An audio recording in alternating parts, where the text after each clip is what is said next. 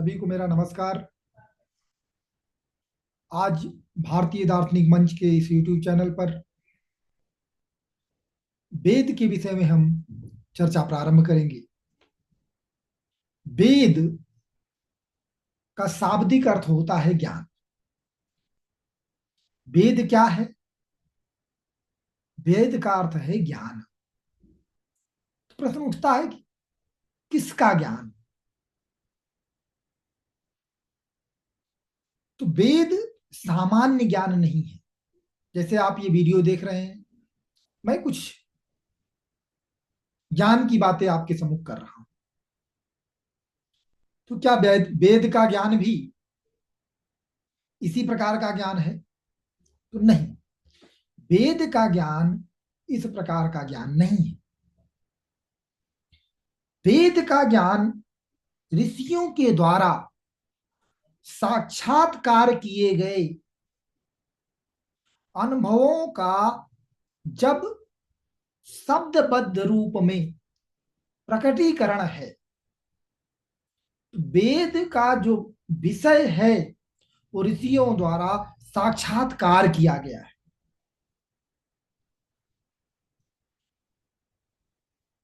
अब अगर हम प्रश्न करें, बात करें कि ये साक्षात्कार किस ऋषि ने किया, तो किसी एक ऋषि का साक्षात्कार नहीं, बल्कि एक परंपरा रही है। और जो ऋषि को साक्षात्कार होता था उस ज्ञान को ऋषि अपने शिष्यों को बताते थे। इसलिए वेदों को श्रुति भी कहा जाता है। तो चूंकि यह परंपरा पीढ़ी दर पीढ़ी गुरु द्वारा शिष्य को प्रदान कर की जाती रही, तो इसे श्रुति कहते हैं। अब चूंकि ये जो रचना है, ये जो वेद है, ये किसी एक व्यक्ति का ज्ञान नहीं है। किसी एक व्यक्ति ने वेदों की रचना नहीं की है, इसलिए इसे अपौरुषेय भी कहा जाता है। न्याय जैसे दर्शन वेद को पौरुषेय मानते हैं, किंतु जब वो पौरुषेय कह रहे हैं तो उनका कहना है कि वेदों की रचना ईश्वर ने की है, किसी व्यक्ति विशेष ने नहीं। तो यदि हम बात करें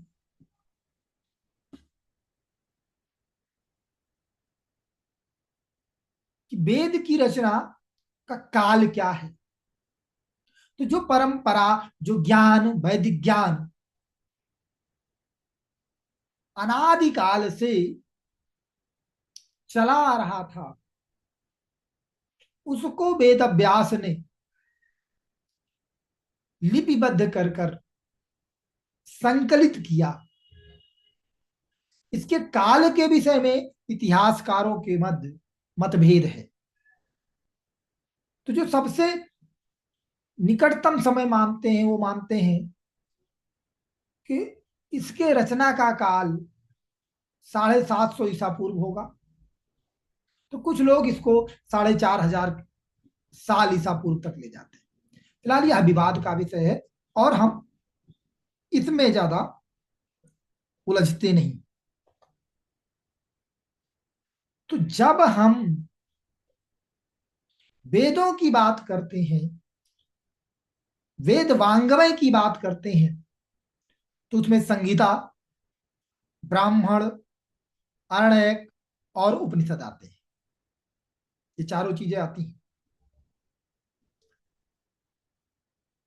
वेद अपने आप में कोई दार्शनिक संप्रदाय नहीं, बल्कि भारतीय भूमि पर हुए चिंतनों की, सभी दार्शनिक संप्रदायों की पृष्ठभूमि है। जब मैं कह रहा हूं कि ये दार्शनिक संप्रदाय नहीं है, तो इसका क्या अर्थ हुआ? दार्शनिक संप्रदाय इस बात का दावा करते हैं कि हमारा ज्ञान सर्वोत्तम है, जो उपलब्ध साधन है उसमें यह बेहतर है। तो इसमें उत्तर पक्ष और पूर्व पक्ष जैसी व्यवस्थाएं होती है, जिसमें पूर्व पक्ष में विरोधी विचारधाराओं का खंडन किया जाता है। किंतु इस तरीके की प्रवृत्ति हमें वेदों में देखने को नहीं मिलती। वेदों में केवल देव स्तुति है या यज्ञों की चर्चा है। अब वेदों की समझ को लेकर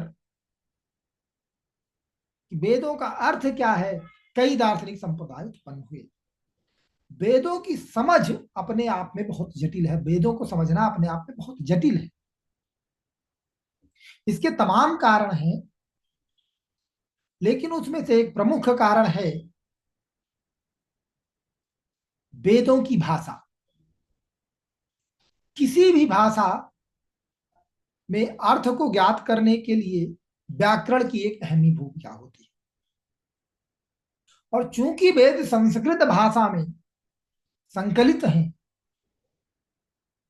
और संस्कृत व्याकरण के लिए पाणिनि व्याकरण की व्यवस्था है, किंतु वैदिक साहित्य पर, वेदांगों पर पाणिनीय व्याकरण पूर्ण रूपेण आरोपित नहीं होता है। तो वैदिक संस्कृत एक पृथक संस्कृत है और इसको समझने के लिए एक अलग पद्धति की जरूरत पड़ती है। तो उस समझ के आधार पर बहुत सारे संप्रदाय बने हैं। तो ये जटिलता रही है। वेद को समझने के लिए यास्क ने निरुक्त की रचना की। निरुक्त एक तरीके से जब आप किसी विषय में प्रवेश कर रहे हो तो उसके शब्दावलियों का परिचय होता है जिस प्रकार से, उसी प्रकार से निरुक्त वैदिक साहित्य को, वैदिक वांग्मय को समझने के लिए एक गाइडेड बुक का काम करती है। ऐसा कहा जाता है कि वेद के दो भाग हैं, मंत्र और ब्राह्मण। मंत्र क्या है?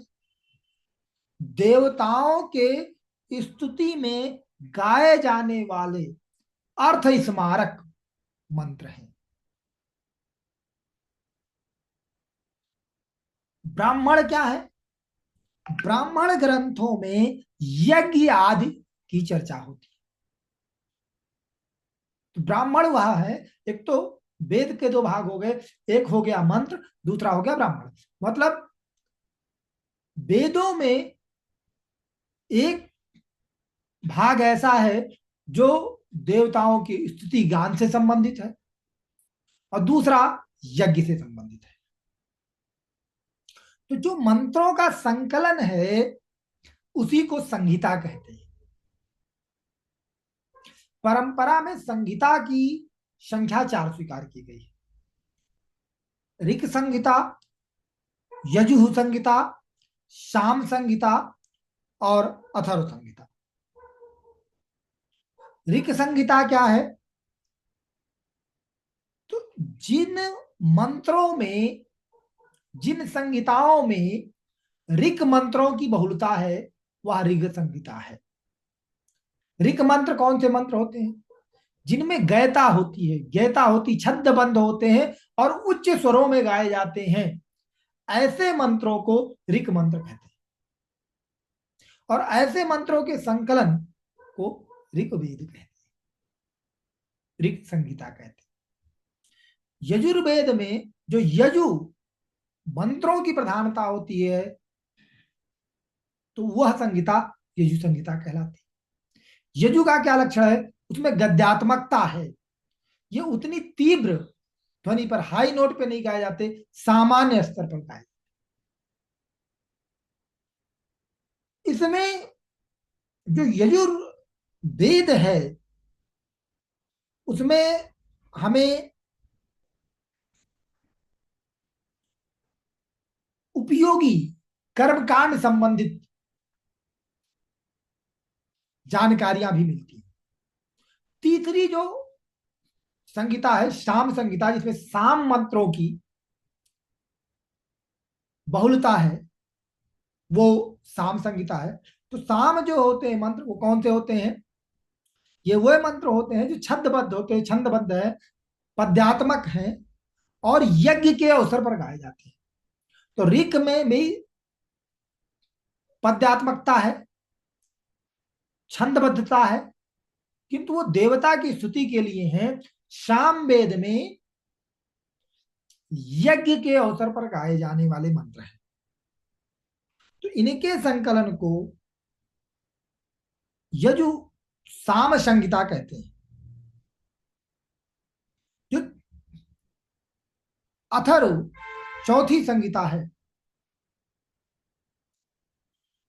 इसमें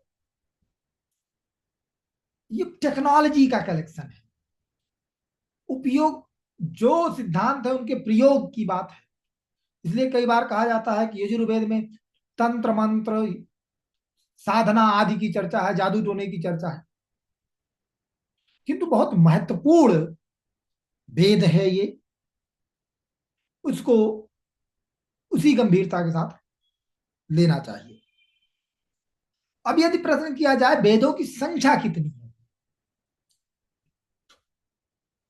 तो वेदों की संख्या के विषय में यह कहा जाता है, एक मत यह है कि वेद एक है, ज्ञान राशि है एक, और उसके चार अलग अलग आयाम हैं, जिससे ऋक, यजुर, साम और अथर्व। तो ये चार वस्तुतः अलग अलग वेद नहीं है, बल्कि एक ही वेद के चार आयाम हैं। तो कौटिल्य अर्थशास्त्र में त्रयी की चर्चा मिलती है। त्रयी मतलब वेद त्रयी। सामान्यतः संहिता के लिए वेद शब्द रूढ़ हो गया है। वैसे वेद शब्द में संहिता, ब्राह्मण, अरण्यक, उपनिषद चारों आते हैं, किंतु सामान्य जीवन में वेद शब्द संहिता के लिए रूढ़ हो गया। तो जब त्रयी की बात होती है तो उसमें ऋक, यजुर और साम, ये तीनों संहिताएं आती हैं, इन्हीं के लिए त्रयी शब्द का प्रयोग होता है।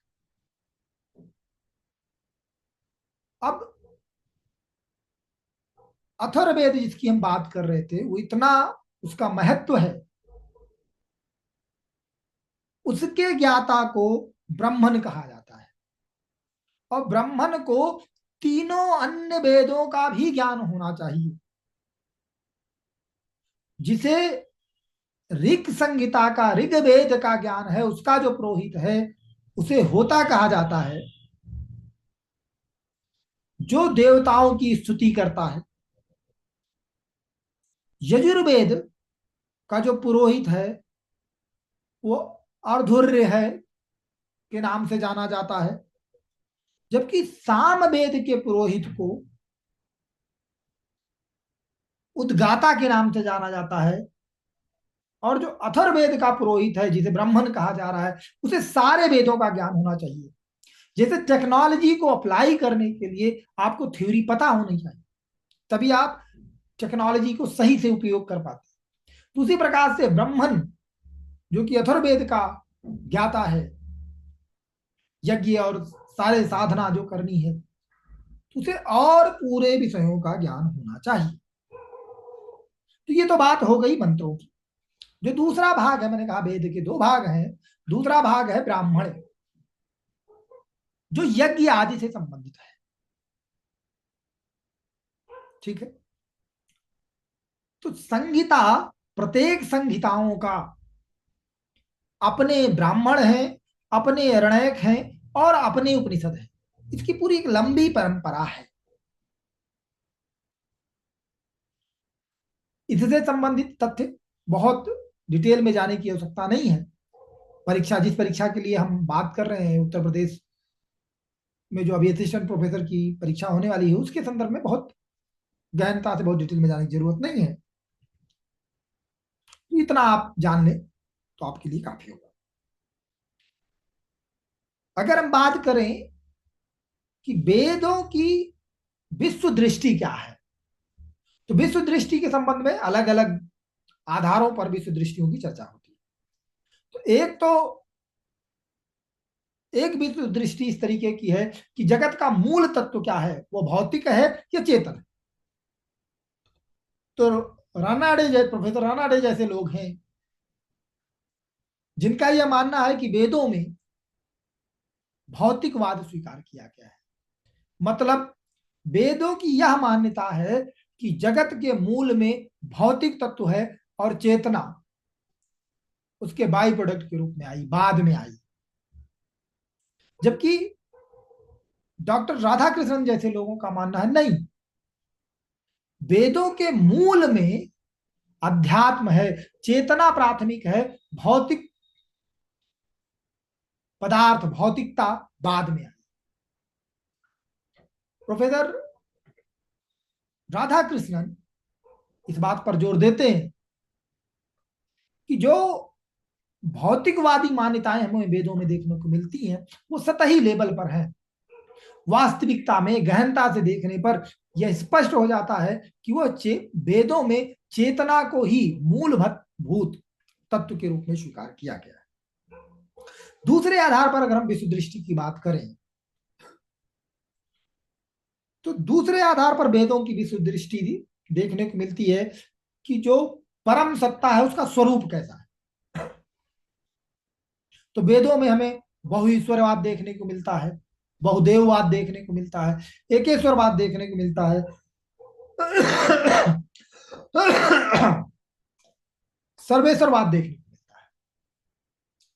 तो जिस भी संस्कृति में बहुदेववाद की बात आती है उसमें एक सामान्य प्रवृत्ति जो हमको देखने को मिलती है वह प्रवृत्ति तो होती है देवों पर मानवीय गुणों का आरोपण। और ये मानवीय गुणों का जो आरोपण है वह आरोपण अतिरेक भाव में होता है कि यदि व्यक्ति मनुष्य अधिकतम 100 कुंटल बोझा उठा सकते हैं तो देवता कई करोड़ कुंटल बोझा उठा सकते हैं। यदि व्यक्ति 15 किलोमीटर प्रति घंटे के हिसाब से मनुष्य दौड़ सकता है तो देवता 15 लाख किलोमीटर प्रति घंटा के हिसाब से दौड़ सकते हैं। तो अतिरेक भाव देवताओं में देखने को मिलता है। तो वैसे भारतीय संस्कृति में 33 कोटि देवी देवताओं की चर्चा है। हम अभी इस विवाद में नहीं पढ़ेंगे कि हाँ कोटि का क्या अर्थ है, करोड़ है या प्रकार है। फिर भी सामान्यतः 33 कोटि मतलब 33 प्रकार के देवता, तो वो अलग अलग प्रकार के देवता हैं जिनकी चर्चा होती है। ये देवता है आकाश के देवता, अंतरिक्ष के देवता और पृथ्वी के देवता। जो आकाश के देवता है उसमें जो प्रमुख नाम वेदों में हमें देखने को मिलता है मित्र और वरुण, इंद्र और मारुत को अंतरिक्ष का देवता माना जाता है, जबकि अग्नि सोम आदि को पृथ्वी का देवता माना जाता है। तो 11-11 देवता तीनों के हो गए तो 33 देवता हो गए, तो 33 प्रकार के देवता हो गए। इस तरीके की बात होती है। मैक्स मूलर ने वेदों में एक प्रवृत्ति की चर्चा की है जिसे हेनोथीजम कहते हैं। हेनोथीजम का क्या मतलब हुआ कि एक अवसर पर एक देवता को सर्वश्रेष्ठ मान लिया जाता, अन्य देवताओं को गौड़ मान लिया जाता है।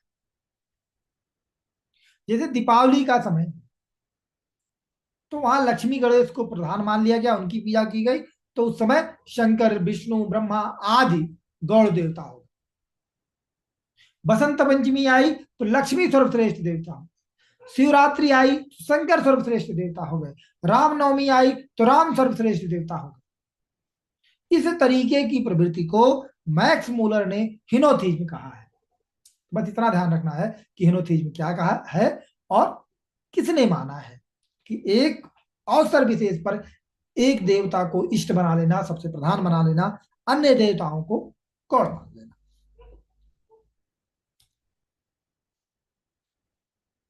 वेदों में बहुत ऐसी प्रवृत्तियां दिखाई पड़ती हैं, बहुत सारे ऐसे मंत्र हैं जिसे हम मोनोथीजम, एकेश्वरवाद की बात कह सकते हैं। तो वेदों में बहुत डिटेल में जाने की जरूरत नहीं है। तो वेदों में हमें एकेश्वरवाद भी दिखाई देता है और वेदों में हमें मोनिज्म भी दिखाई देता है, नॉन डुअलिज्म भी दिखाई देता है, अद्वैतवाद भी दिखाई देता है। तो वेदों की अगर प्रवृत्ति की बात करें तो आप इतना ध्यान रखें, परीक्षा की दृष्टि से इतनी चीजें ही वहां से पूछी जा सकती हैं। जो अगला हमारा वीडियो होगा जिसमें हम चर्चा करेंगे आगे के सिद्धांत की, जो परीक्षा में पूछी जा सकती है, उसकी चर्चा करेंगे। आज के लिए इतना ही। बहुत बहुत धन्यवाद।